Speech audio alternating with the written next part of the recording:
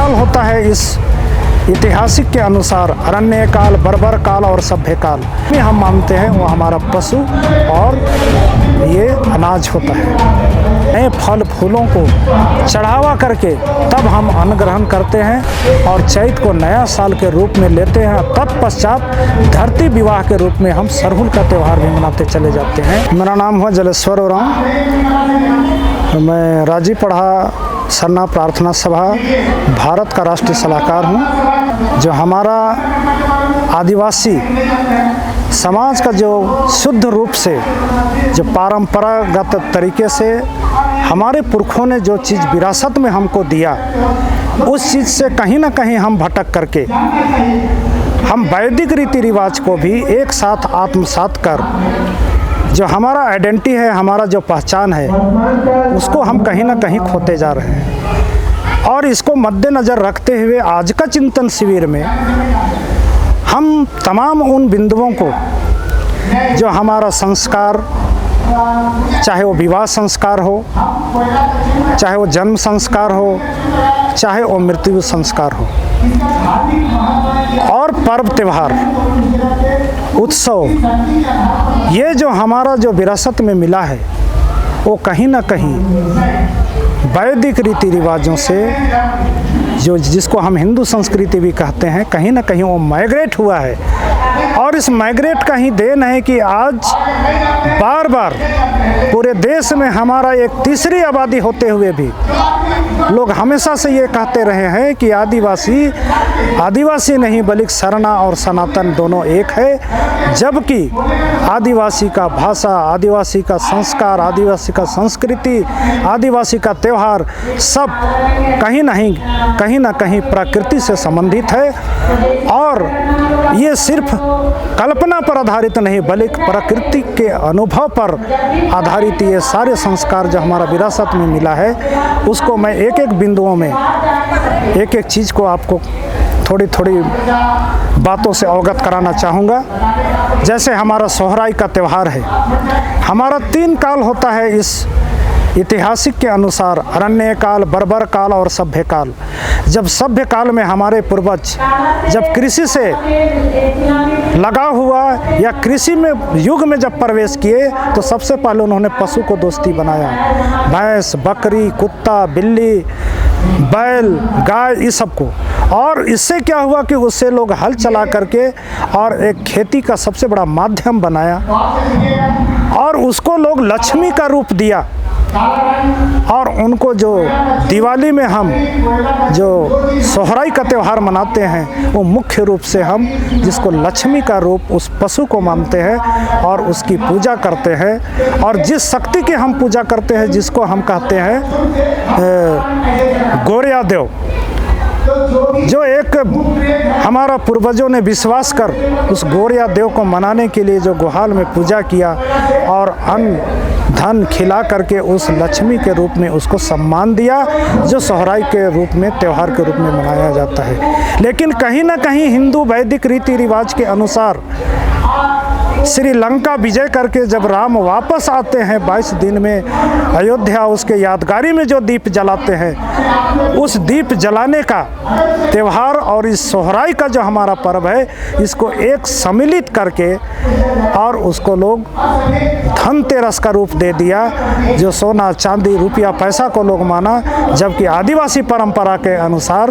जो लक्ष्मी हम मानते हैं वो हमारा पशु और ये अनाज होता है। उसी तरह से हमारा फगुआ का भी त्यौहार है। फगुआ का त्यौहार में हमारा जो आदिवासी परंपरा के अनुसार हम प्रकृति को जिस तरह से अपने चक्र में वो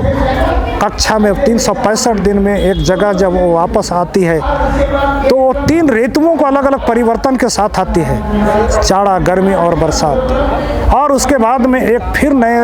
होती है। तो जिस तरह से ऋतु का परिवर्तन होता है, उसी तरह से हमारे पूर्वजों ने माना कि धरती का भी एक समय होता है जो उसको कुंवारी अवस्था माना गया है। और कुंवारी अवस्था में आने के पूर्व जो धरती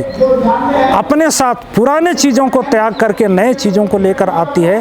तो जो हम फगुआ जो दहन करते हैं, जो फगुआ जलाते हैं, वो हमारे परंपरा के अनुसार पुराने यादगारों को पुराने जो भी कर्म हमने किया उसको जला डालते हैं और फिर अगला चैत में हम नए फल फूलों को चढ़ावा करके तब हम अन्न ग्रहण करते हैं और चैत को नया साल के रूप में लेते हैं। तत्पश्चात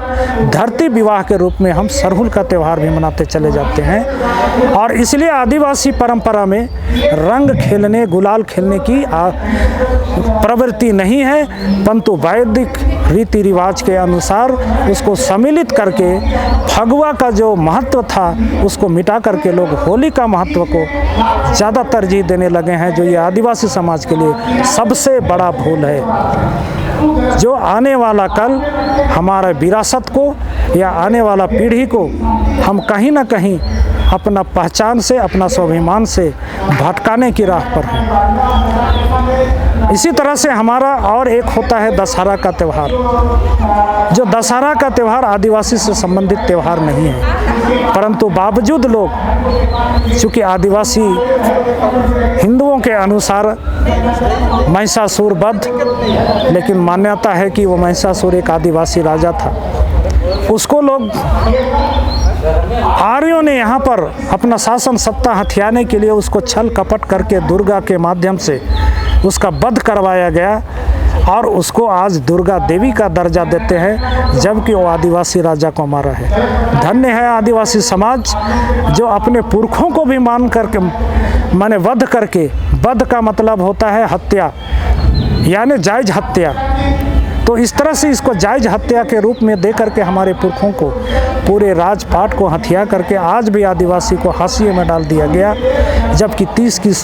की सबसे तीसरी बड़ी आबादी होते हुए भी आज हाशिए में है। शिक्षा में, रोजगार में, राजनीति के क्षेत्र में, सामाजिक क्षेत्र में, आर्थिक क्षेत्र में, हर क्षेत्र में आज पिछड़ेपन का कारण है कि उनको कभी भी ना तो राज सत्ता में आने का अवसर मिला और ना ही शासन सत्ता में।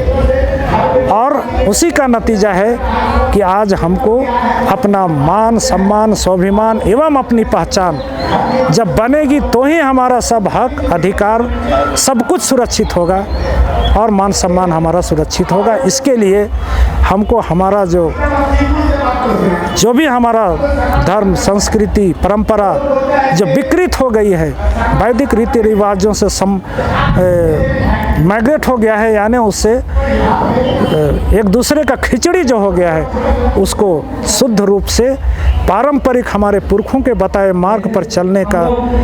जो हम लोग रास्ता